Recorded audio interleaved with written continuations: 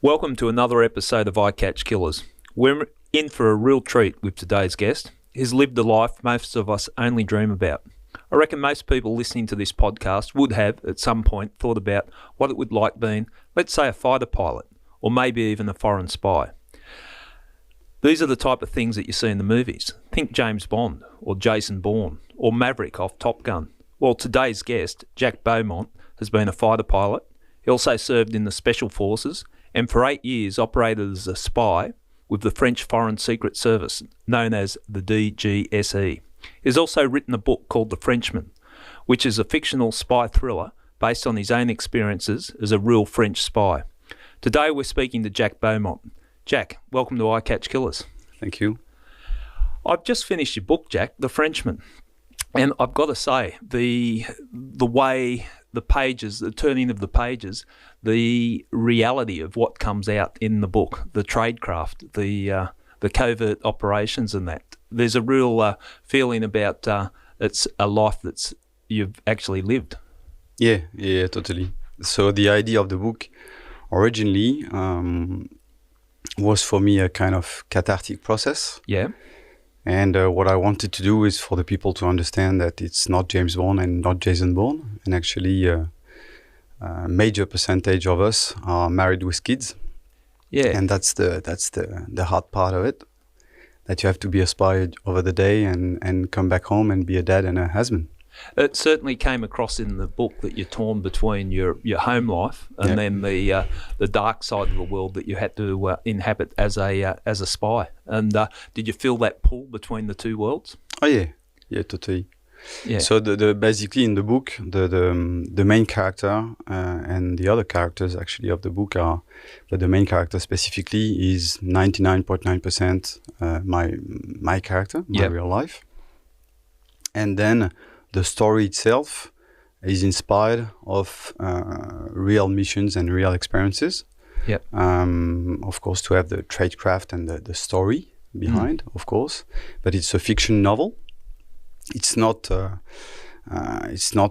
book. It's not an autobiography, or the purpose is not to revenge against the services or whatever. It's just a novel. Yeah. And I really wanted to address the fact that we are married, we have wife, kids, and it's very hard to balance those two lives. Yeah.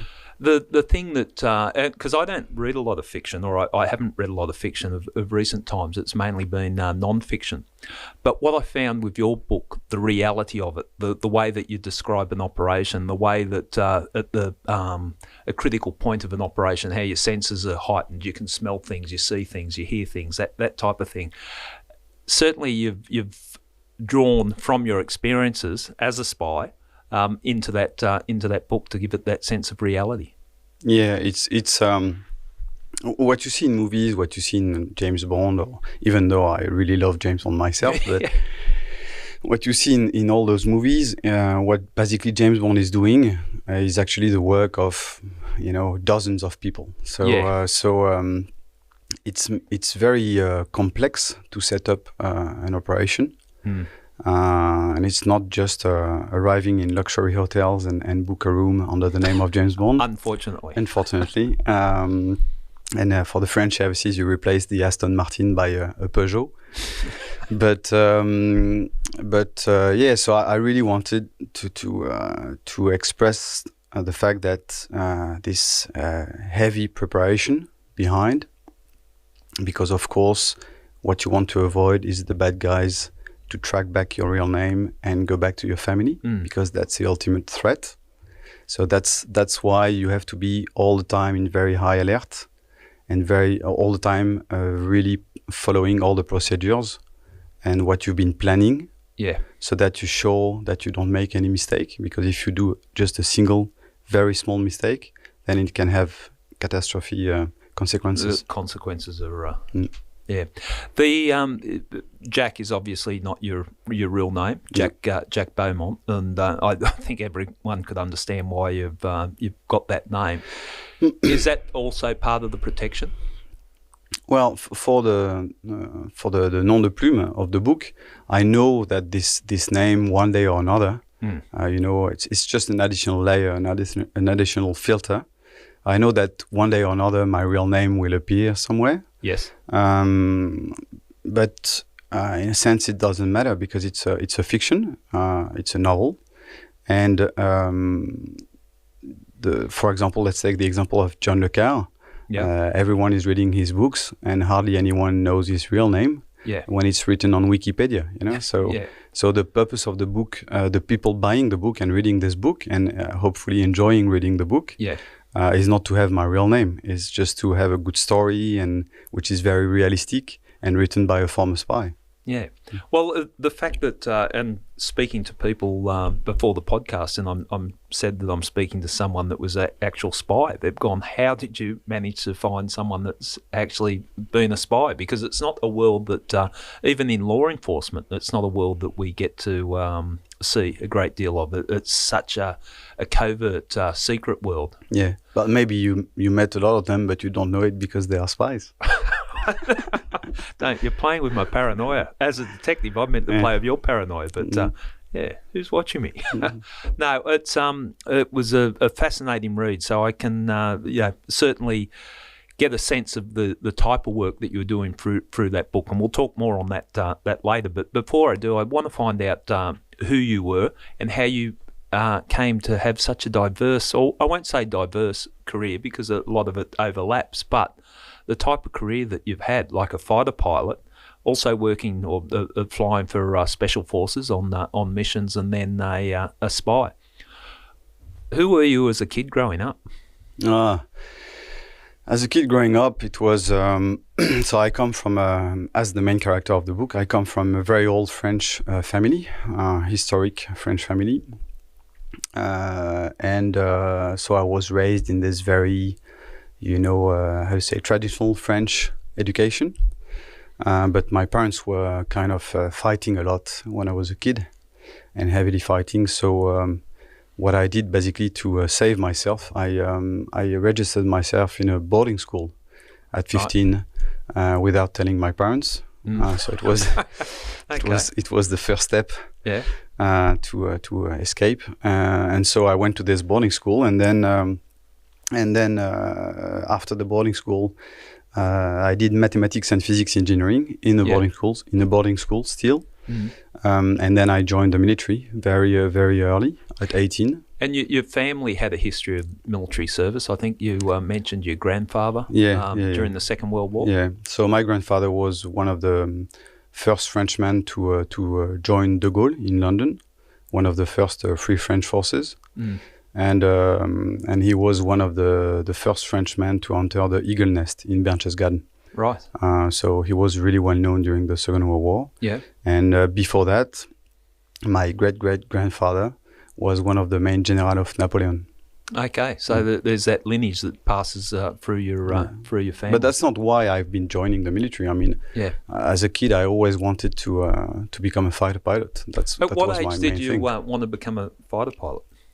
I don't know. It was just in my blood, I just wanted to become. I was always in love with fighter jets. Because it fascinates me that people that aim that high, literally, like a fighter pilot, like you're right at the top end, sharp end of protecting the world, and it's a real. What I'm trying to say here, it's a real alpha position to aspire to. You obviously have to be smart. You'd have to be tried. Or try hard. That sometimes balances out, but also fearless. I think to sit in the cockpit of a fighter plane. So, at what age was it that you said you wanted to be a fighter pilot? I think my parents told me that the first time I said I wanted to be a fighter pilot, I was like 6 or 7 years old. Something like that. Yeah. Okay, so you're very driven that way. So you joined the French Air Force at 18, and then what? How did it evolve to the fact where you were piloting a plane? Well, when you join like this, the selection is really, really hard, and you never know if you're going to be a fighter pilot on the first phase of the training. You don't know if you're going to be a fighter pilot, a military transport pilot, or helicopter pilot. Yep. And there is only very, very few seats for fighter pilots. and so the selection is really hard. So it's very competitive, and every fly is a quote.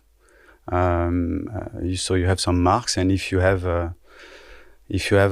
two let's say under 12 on 20 in a row on 2 different flights, then you're out. Right, so very competitive. So it's permanent selection for a few years. Yep. And then after you are selected if you are lucky, and if there are some seats, and if you are better than the other one, then you are selected as a fighter pilot. But when I say better, it's not only the flying skills, it's also the mindset and the psychology behind it. Yeah, because you'd have to have the physical ability too, obviously, because it's not for the faint-hearted, but the psychology side of it. No, I would assume there's tests that they put you through. Yeah. They don't want someone up in control of a plane without the right mental attitude. So how long did it take you to actually get to the point where you could call yourself a fighter pilot? Oh, it's roughly, the training is around 3 years. Yeah. And then you become a fighter pilot. Yep. And then you have to be trained on your kind of plane, which is equipping the squadron you are sent to. Right. So you have to learn to fly this plane, and then you have to learn to do air refueling, and then you have to learn how to manage the radar, the weapon system, the countermeasure, the countermeasure, the jamming, the whatever, and then you have to learn how to manage a wingman, 2 wingmen, 3 wingmen, 4 wingmen. So the skill sets are cumulative. You build up to it, and they don't just drop you in the seat of the plane. And it's permanent selection. So if you always have some tests to end every phase of this training. Right. And if you not succeed, and if you don't pass those tests, then everything stops, and you can be sent to a military transport pilot or helicopters, but you're done for the fighter jets. Obviously, it was very demanding. Did you find it challenging, or did you just feel within yourself, and I'm asking you this from a personal point of view, did you feel like you had the skill set to do it? Well, I think all the guys joining and dreaming becoming fighter pilot all think they have the skills to do it. Yeah. So yes, it's very challenging. You are doubting a lot of times because you didn't do this right or that right, or you missed something during the flight. And if you make a mistake as a pilot, as a fighter pilot, the consequences are fairly dire. Yeah. So, and did you find it stressful, or did you feel that your abilities were progressing? No, yeah, your ability is progressing, and it is very stressful because of this permanent pressure you have, knowing that you can be kicked out anytime. Well, I'm thinking pressure also. You could probably be killed anytime too. Yeah, but at the beginning, it's just how you are trained and how you learn how to fly those jets. Yeah.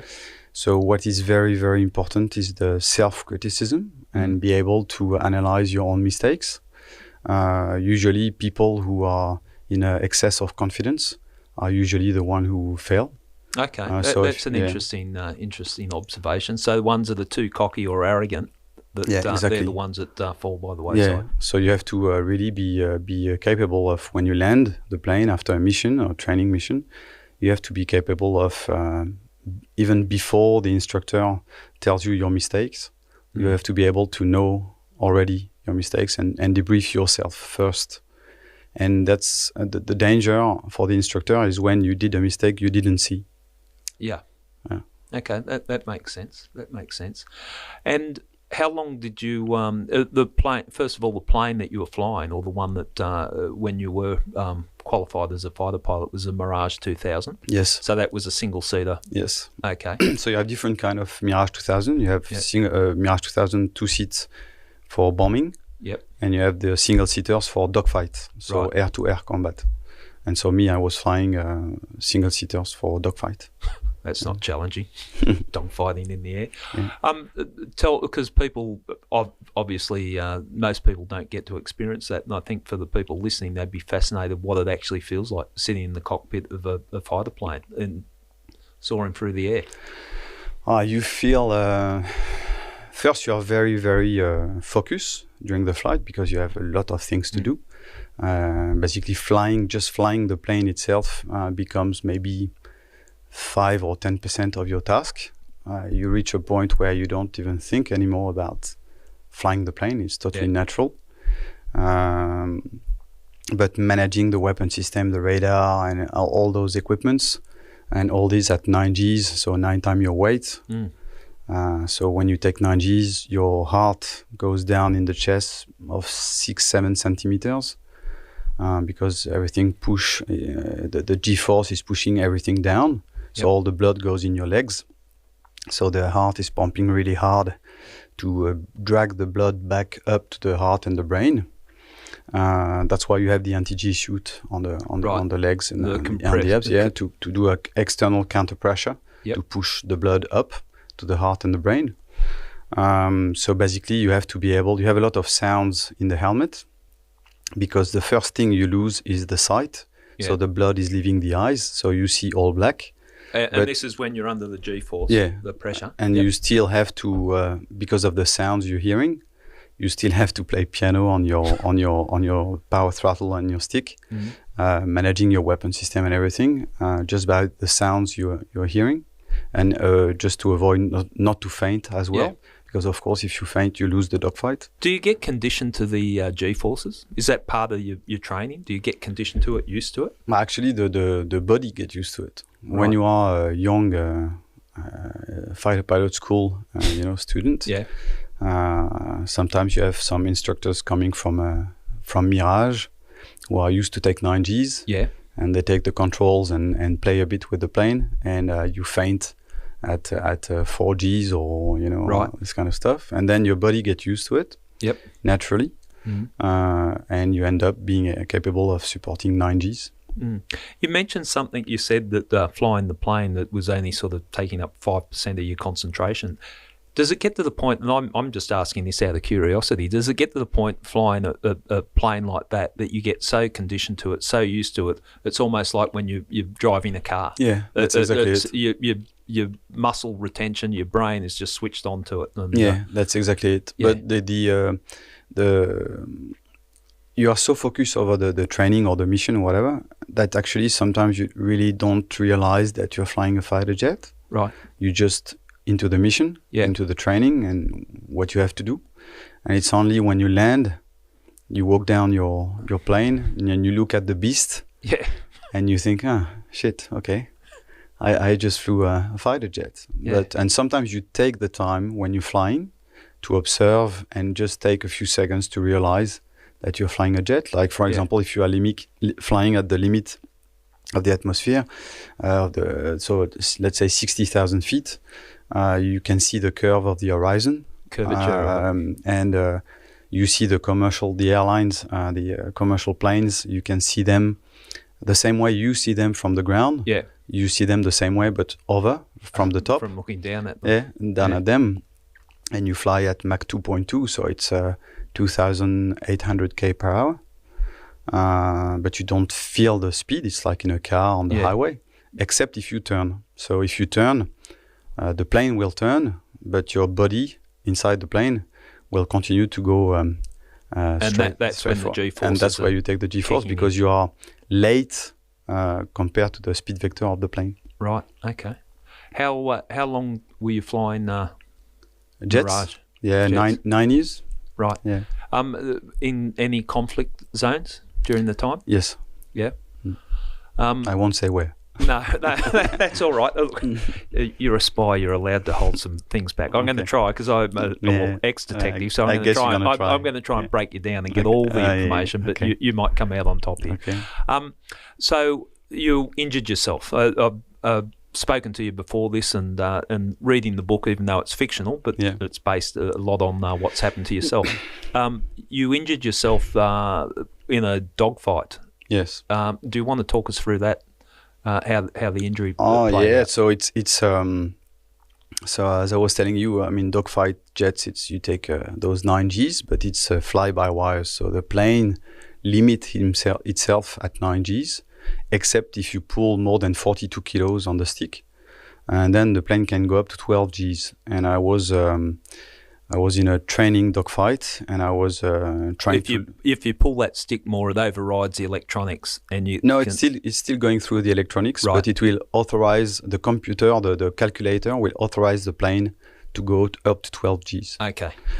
And but you have to pull 42 kilos on the stick, which is quite a big pressure. And I was doing this training dogfight, and I was looking behind to see where the other one was coming down on me to kill me. So I was totally twisted in my seat, looking behind.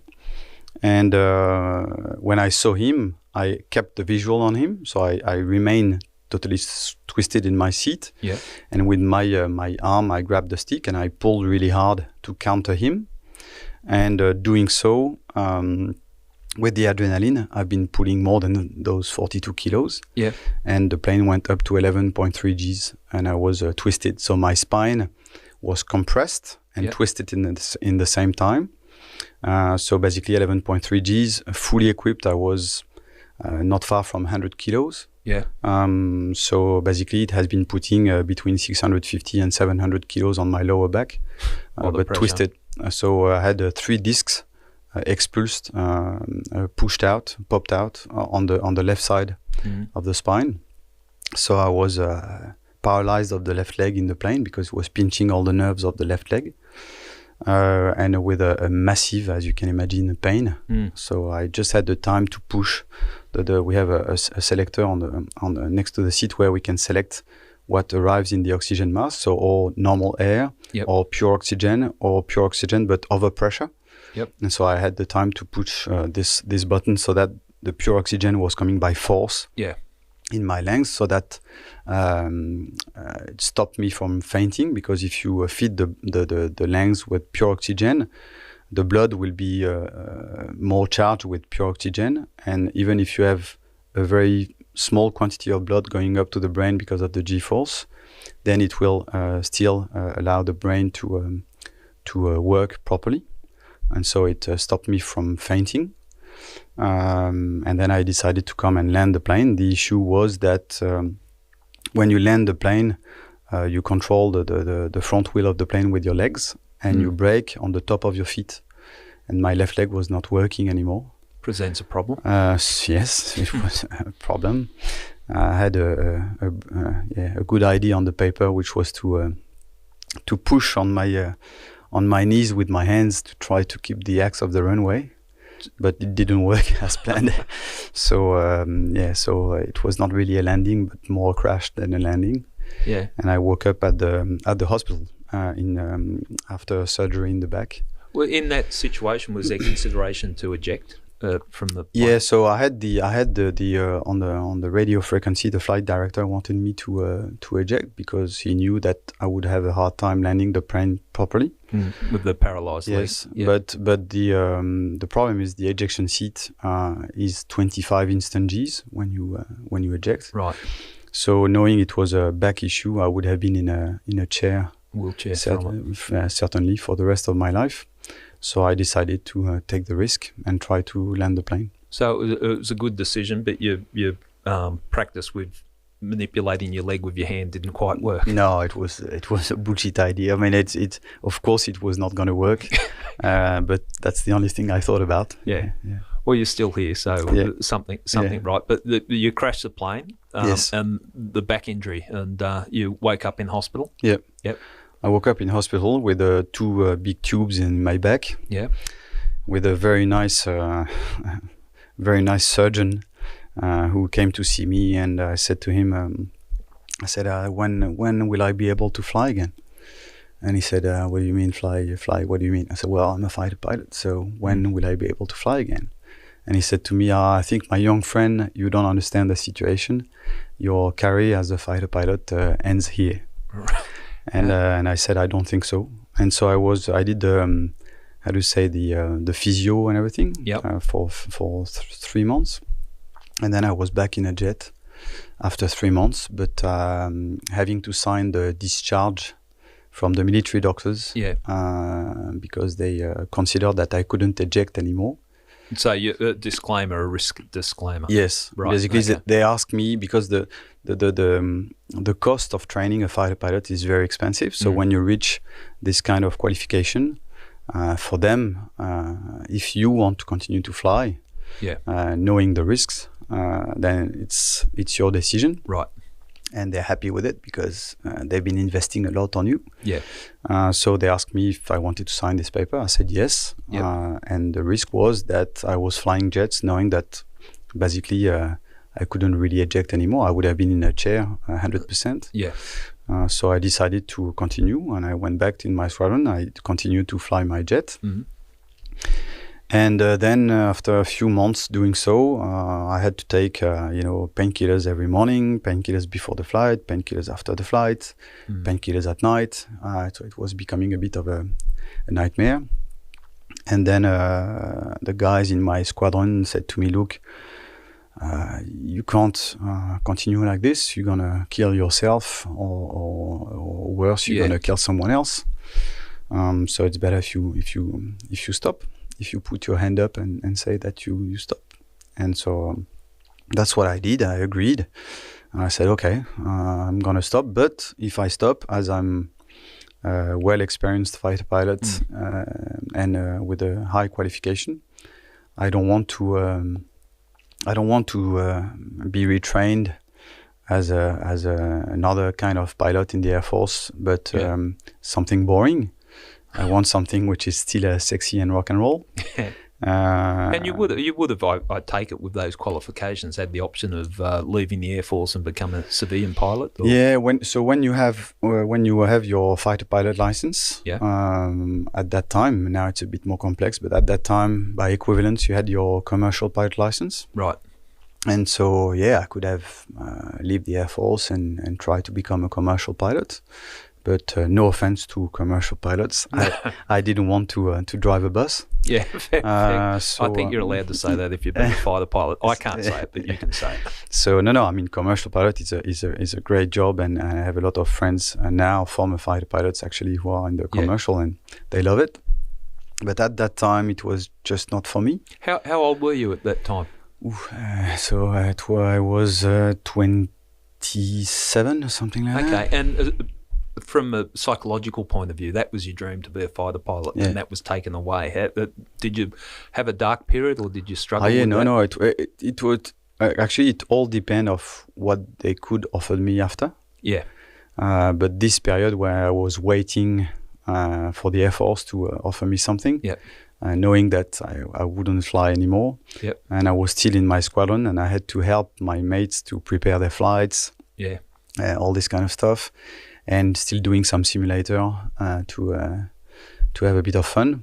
But knowing that I will never, fly again. It was quite hard psychologically. And then they came back to me saying, look, there is one spot, one position if you want, in a transport, military transport, but for certain kind of missions which are a bit specific. And I said, well, okay, looks fun. Yeah. And so we're probably talking covert type missions. It was pretty unclear at that time. It was still Air Force. Yeah. But flying for some special operation missions, etc. And so I was trained on those planes, and then I was trained to land with no assistance to land, so without any control tower or anything. Right. Land on fields, roads, this kind of stuff. So illegal landing. Yeah.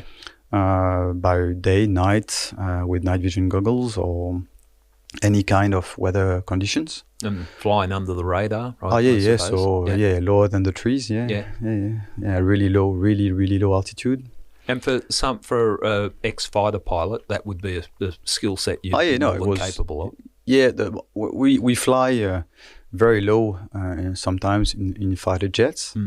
Of course, we are authorized only to go under, not to go under a certain high altitude, which is normally let's say 300 feet at the minimum. but I'm sure you may have seen some videos on the net or something where we are flying much lower than that. So the speed, I've been flying really, really low at 600 knots, right? Which is 1,100 k per hour. Yeah. And when I say really, really low, it's really low.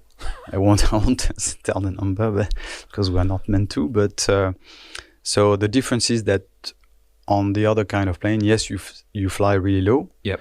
And then you are allowed to do it because that's your mission. Yeah. But the speed is totally different. So coming from a fighter jet, it's a lot of fun because it's very low, but your eyes and your brain is used to manage this kind of flights at a very high speed. Right. And so it's I'm not gonna say it's easy, but it's not as challenging as it's not that the it's challenging for other reasons. Yeah. But when you come from fighter jets, it's something you are capable of doing. Yeah. And in part of my research before the podcast, you've made reference to these missions that you're flying with the special operations people, flying them into locations and out. I don't expect you can tell too much of what's gone on there, but how long were you doing that for? And flying these special missions? 2 years. 2 years. Mm. And how did you find that coming from a fighter pilot to that area? You're still getting. You said you were looking for something sexy after. I would say it's you're drawn to the adrenaline or risk. I would suspect. Yeah, well, challenge. It's challenge a nicer word. Yeah, challenge clearly. Feeling alive. Yeah. And feeling alive by being confronted to the risk. Yep. I've been looking for something where I was having fun, basically, and flying those planes, landing by night on a field or on a road, and being allowed to fly a very, very low altitude was for a pilot. Yeah. It's basically you have the clearance to do everything which is normally forbidden. Yeah. So it's for sure it's good fun. Okay, and it was through that work that you were doing there that you actually first started seeing or dealing with people that were in the foreign spy? Yeah, so it's at the beginning when you are trained on this kind of plane, first you do some very basic missions. So it's more bringing people from point A to point A to B, and you wait for them, and that's it. And then it was a bit more complex with less flight plan or illegal flight plan, and I had to carry some guys of the special forces. Yep. So they were dressed as military guys, special forces guy, and after maybe, I don't know, 6-8 months, I started to realize that the guys I had at in the back of the plane were dressed in suit or in jeans or whatever. And then but the rule is basically you don't ask any question, you just do your flights. You and then get these people from this point to that point. Yeah. And then I was asked to take off at 3 a.m. from Paris, from Villacoublay Air Force Base. And you line up totally in the dark, and you just give a double click on the mic, and the runway lights up.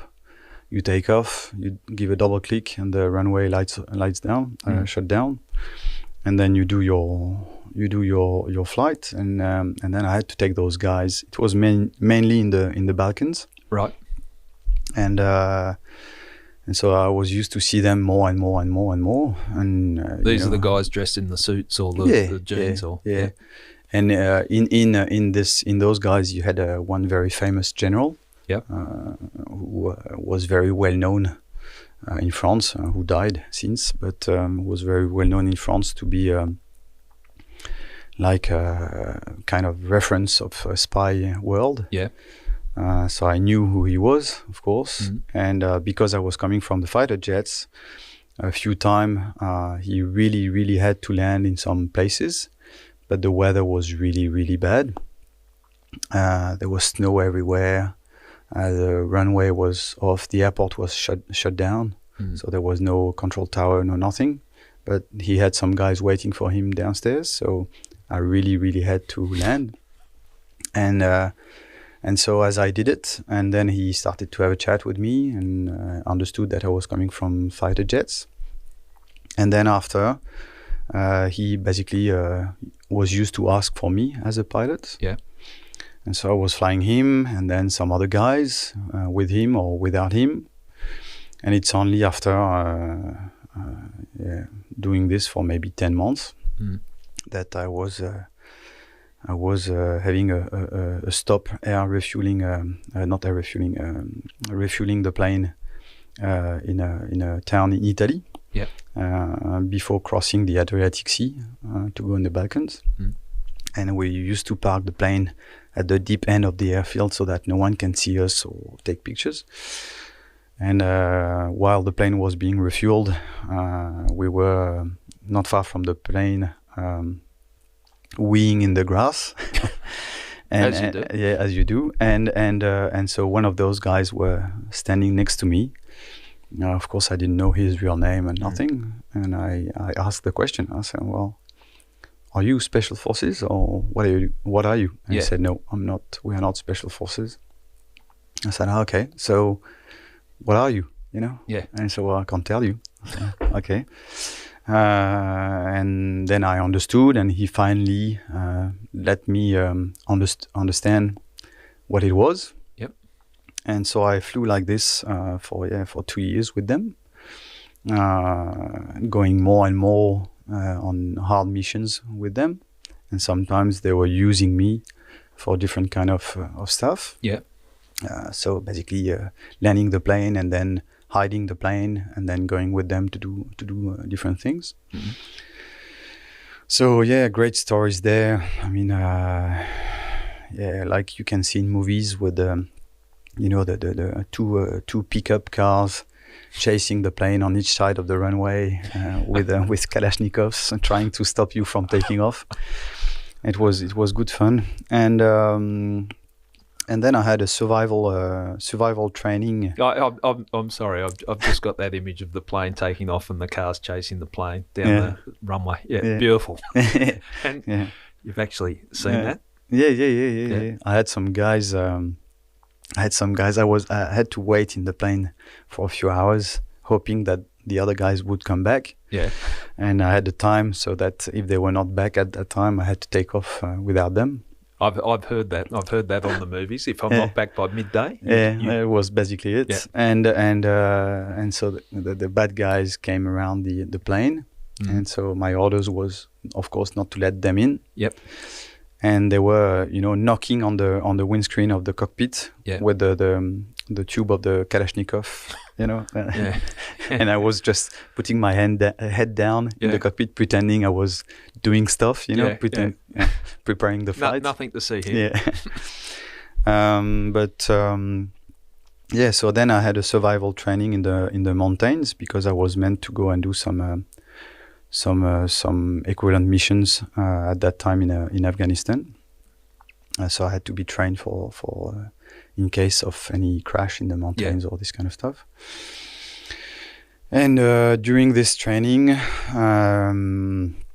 I had to dig my igloo, and snow is very heavy on a spade. And digging my igloo, I did this stupid movement. I twisted myself with my spade, pushing the snow away. And doing this, one of the discs popped out again of my spine. From your injured spine? Yeah. And so the pain, same, was absolutely terrible. And but my left leg was still working, so I had to basically walk back and walk down the mountain by myself. And then I had a second surgery because of this injury. And then the military doctors said to me, "Look, it's that's the rule. 2 surgery on the back.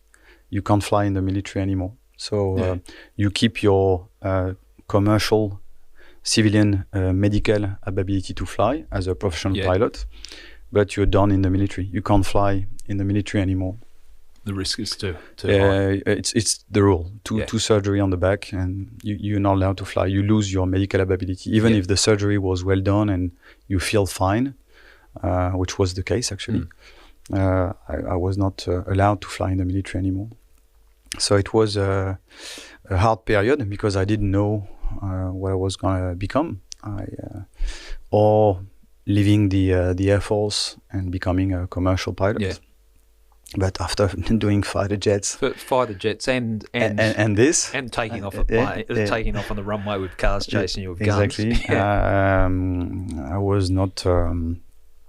I was not very willing to become a commercial pilot. Yeah. The other option was to remain in the Air Force and have a desk job and climb the ranks. It was not my thing either. And so I had a lunch in Paris with one of those guys I was used to transport. Used to fly, who became a good friend, a really good friend, and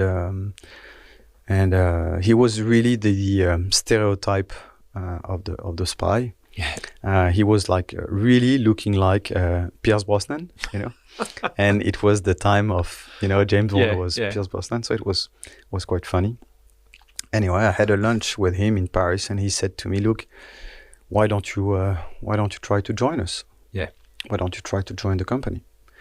I said, "Oh, okay, looks fun. Yeah, looks fun. Still sexy and rock and roll." And that's what, and they refer to it as a company. That's so in French we say la boîte. Yep. So the box. Yeah. But the translation translation would company. be the company. Yeah. We never mention the 4 letters. We never mention. We're allowed to mention it here. I mean, but between us, we never, because you never know who is listening. You never know, if you're in a restaurant or in a bar or on the phone or whatever. You never mention it. Yeah. And so I said yes. So I did the test. I applied for the test. Yep. Which is basically 1-year test. I can't go in the details of the test. Then I was selected, and when you are selected like this, just not going into the details of it, but coming from where you had come from as a fighter pilot, and then the work that you were doing with the flying on the special missions, were the tests hard? Yeah, nothing to do with what I used to do. Right. It's psychological test. Psychological. Very very long psychological test. Yeah. And some situation, they put you in some situation in the city or in different cities, and how you react. See how you react, and it's all about, let's say, mental honesty. Yeah. To see if you are honest with yourself.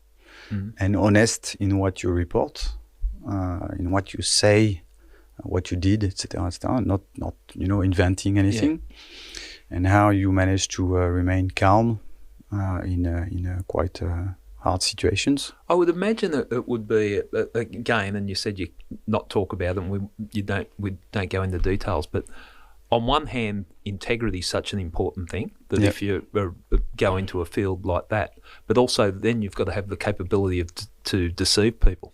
So it's a complex assessment, isn't it? You're looking at a skill set that's diametrically opposed to each other, integrity, but then also something that you can deceive people with. Yeah. So basically, you're looking for someone quite stable or really stable. Yeah. With a very strong integrity, knowing that you're gonna push him to spend his days lying, manipulating people. Yep. And you will push him to go in his deepest dark side. Right. Okay. So that's it's a kind of a hard assessment, I guess. Yeah, it is. Like, what qualities make a good spy? Yeah. It's It's a difficult one. No, so you had all those tests, but normally when you join like this, so as I explained in the book, you have different divisions in the company. The main division is the intelligence division, and so normally when you join like this as an officer coming from the Army, the Navy, or the Air Force, you join to be first an analyst. Yep. And then you do a few years as an analyst on a very specific topic. It can be a political topic, or it can be a thematic topic, like counterterrorism, etc. And you do a few years as an analyst, and then you switch usually to the how do you say manipulations of the sources, the management of the sources. And usually doing so, as it's in other countries, being in the intelligence division, you are protected, let's say, or you do it with a diplomatic passport. Right. So you're not, let's say, clandestine spy. Right. The clandestine operations are managed by the operational division, which I described in the book. Yep. And so when you join like this to become normally an analyst, you have the basic training, which is a few months. During those few months, you have the basic training on the field and the basic training as an analyst. So how to write a report correctly, because there is a lot of very specific way of writing a report, so that everyone does the same, so that you can file the reports the good way, the right way. And actually, the operational division sometimes keep an eye on the results on the field of the people joining. Yeah. And sometimes they can detect a profile of interest, and then they can do some cherry picking.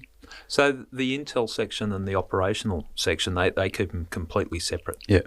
And is that for security and safety, I suppose? Yeah. So it's the main rule in the company is what we say le droit d'en connaître. So the right to know. And so basically everything is done to, at the end of the day, let's say that the head of the octopus is the analyst. Yep. Everything is done to bring to the analyst all the information he needs. Yep. Now, the way this information is grabbed, whether it's by human intelligence manipulating someone, so the information is in the head of someone, whether it's operational information that you grab from different ways, or technical information, the analyst won't know and mustn't know where it comes from. It's not his job. Yeah. He mustn't know where it comes from. I saw in the book, I found it interesting that because you were talking about reports in the books, or how it was relayed in your the book, The Frenchman, that even the way the report's written, you can't identify who's writing the report. Like if I wrote a report, I'd go, I saw this, blah blah blah, but it was observed. It's done almost like in a third person, and no characteristics, so people don't even know who the author of the. No, it's always written on the third person. And when it's human intelligence, you have to dissociate totally what is for the interest of the analyst, so the real content of the information, the information itself, and you have to split it from all the information related to the person who told you or gave you this information. Right. So nothing which would allow the analyst to identify the source. Okay. And again, that's all protecting the covert nature of the work that's and the source. Yeah. And the source itself, because as you reach a certain level of paranoia in the company. I got paranoid just reading your book. I read it over the weekend and I was looking behind me everywhere. Yeah. So basically you have to make sure that you are not giving some information to the people who are not meant to have this information. Yeah. It's very simple. And you said that the operational people observe the people in the intel section and cherry pick, and is that how you came to go across to the operational side. Did you get a tap on the shoulder by some bloke standing behind you in the dark corner, or? Yeah, not far from this. So basically, I was contacted internally by the recruiter of the operational division. Yeah. And who asked me to come and see him. Said to me that my profile was interesting for them. Mm-hmm. Because of the basic training on the field and how I was ranked over this training, plus what I did before. And he told me, "Do you want to apply for the operational division?" And I said, "Why not? But to do what?" And he said, "I can't tell you." Yeah. Okay. I love it. The spy world. Yeah. And so I said, okay. So yes, I did apply, and I had the orders, even not to tell my hierarchy in the intelligence division. Right. Okay. So even it's interesting, isn't it? Yeah. How many layers of protection are in there? Yeah, but I mean, it's totally understandable. Yeah. It's this you need a massive amount of precaution in this world. That's typically why, I mean, this book, I think that's an important point for me to mention is you have a lot of guys who are leaving the company and they decide to write a book about what they did, what kind of mission, etc., to valorize themselves. Yeah.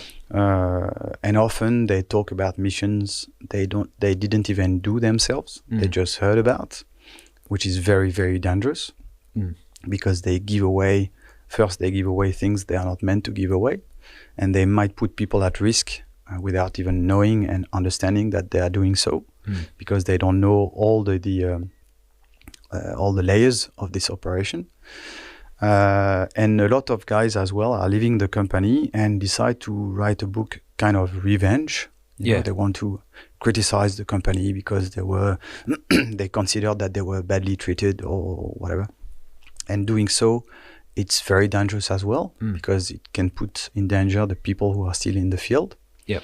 So the purpose of this book of the Frenchman is it's a novel. A very realistic novel for sure, specifically on the main character because it's my life, and my life, I'm allowed to share it. Yep.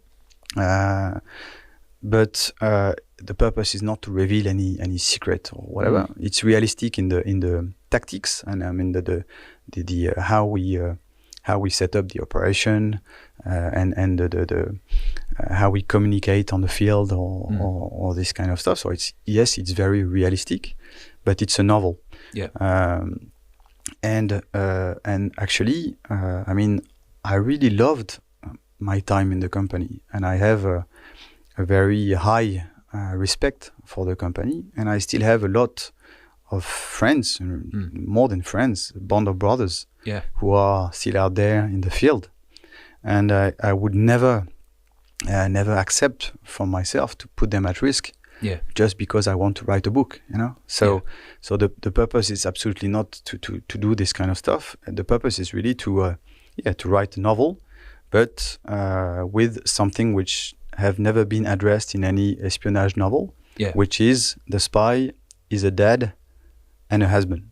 Yeah. And the main threat is on the family. So all those I mean the company, I think people don't realize that yes, it's a very dark world.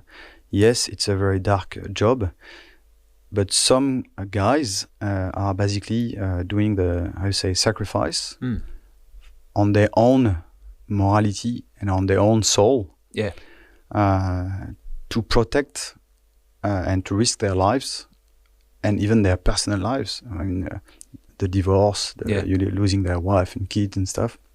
So they put themselves in danger on the field, but in their personal life as well, for a very small salary. And they do this to protect people from the shadows. And those people are living in peace in their country, not always realizing that the guy who is sitting next to them in the bus or in the metro might be a spy who decided to make the choice of doing those sacrifices. I think it's important people do understand that, and that's in telling the story in the way that you have in a novel. People then can understand this is what people are actually out there doing. I think it's important, and I know in the conversations we had prior to the podcast that we talked about methodology and the fact that what you've revealed in the book, it's already known to the public and that type of thing, and you wouldn't jeopardise. I made sure I checked before that it was already in book somewhere. Any operations, and I found myself in a situation like, having been a police officer for so long, have in my head all this knowledge about police methodology and that, and now I'm working as a journalist, so I'm talking about it, but I'm also mindful that not releasing anything that might jeopardise an investigation, because as you said, you love the company, had enjoyed your time there, and the people still in there. That's how I feel about the police, but that you don't want to jeopardise anything that an organisation that you've spent or given a good portion of your life to. So I do understand where you're coming from. You talk about your friendships within the company. It's interesting that when you joined the company, you had to sever a lot of your friendships. Do you want to talk to us about that? Yeah, it's specifically when you join the operational division. Why? Because from the moment you become an operative, of course, you're going to have different identities, and you're going to operate in a lot of different countries, being someone else. And there is always a risk that you bump into someone you know and who knows you with your real name. Yeah. For example, if you are just in a cafe, in a coffee, discussing and chatting with a target, someone you manipulate to grab the intelligence, and you are known as someone else. An old friend comes up, "Hi John, how are you?" Exactly. Yeah. So basically, what you ask to when you join the operational division is to cut the rope with a lot of friends. Yeah. And you can declare to the internal security of the company some of them who are very important for you and that you intend to keep a relationship with. Yep. But I had some friends, military friends, fighter pilots with who I was flying jets, etc. And for them, suddenly I totally disappeared. Yeah. And so they were still trying to text me or call me or and I was not replying, and after a few years they of course stopped. And some of them were really actually pissed off, and the last text message I had from them was, I don't want to talk to you any you brush me, ever I'm again. brushing. And so your social life, even as a couple, your social life totally disappears. It must have been, you were married at the time? Yep. It must have been hard on your wife? Yeah, very hard. Yeah. Did she understand, accept it? I suppose, you're married, you told her what you were doing. Did she try to talk you out of it? I would imagine it's difficult being the wife of a fighter pilot, and then the other stuff you're doing with special forces, and guess what? Dear, I'm now going to be a spy. Yeah. No, I met her just when I stopped flying jets. Yep. Just for people too, and it's publicly, she's an Australian. That's how you found your way over to Australia. Yeah. And I'm Australian too. I'm Australian as well. But that's she's Australian, and we met in France when I was stopping the jets, and I was moving to a military transport. Actually, from the very beginning, she said to me, "Look, I'm happy for you to do the job you want to do, as long as you are happy doing this job. But this one is a bit special, and I know it's going to be very dark. That's your choice. I don't want this darkness in my life. I don't want it. Yeah. So I know that's what you're doing, but I don't want to know anything about it." To bring it home. I don't want to know anything about it. I don't want to know what you're doing, where you're going. I don't want to know anything. I don't want this in my soul. Yeah. So because normally when you join like this, the services, even more when you have a foreign wife, you can be refused as a candidate in the services because your wife can be from another country which is potentially at risk, considered at risk, which was not the case of Australia. Yeah, the French have to watch out for us Australians. Yeah. So it was not the case for Australia, and but still, I was told basically that if I can not tell my wife where I was working, it was better. Yeah. But that's the recipe for divorce. Yeah. Because if you tell your wife that you work in the Ministry for Defense and suddenly you disappear and for a few days or weeks she can't contact you, you're not replying to your phone, to your email, to whatsoever, it can happen, it did happen, that she can see you from far away. Yeah. For example, when you come back at the end of your mission to Paris and you have to do all those checks I describe in the Frenchman, and how the level of security and checks you have to take to make sure you don't come straight from the airport and rock up home. Yeah, exactly, to make sure that you don't bring back home potentially the bad guys who are following you. So some of those checks you have to do them in Paris. Yep. And it can happen that your wife sees you. Yeah. In Paris because she's doing some shopping somewhere. Yeah. And then she will see you, Yeah. walking past when you are in the middle of your individual check. And imagine if she's not aware of what you're doing. Someone's watching you and she comes up. And start to yell on you because she tried to call you for the last 4 days and you're not replying when she sees you in Paris. Yeah. Of course, it will be very suspicious and she will think that you have some affairs. Yep. And that's usually the recipe for divorce. And even if you tell her at the end, well, I couldn't tell you at the beginning, but actually I'm a spy. Then she will say, well, it means that you are lying to me for the last 2-3 years. Yeah. So how can I trust you now? Yeah, I agree. It would be a recipe for disaster to keep that a secret. But she made a conscious decision for you to bring the dark side. I don't want to hear what you've been doing. I understand what you do is important, but I don't want to hear. So she was not curious about it. Yeah. She was just curious and worried about me as an individual.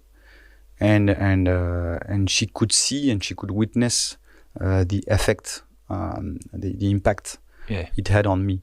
Sometimes coming back from hard stuff, she could see in my eyes or on my face. Yeah, it was had changed you a bit. Yeah. Well, look, Jack, if that is your name, we know it's not, but anyway, it's early stages. I'll get to the bottom of this mystery.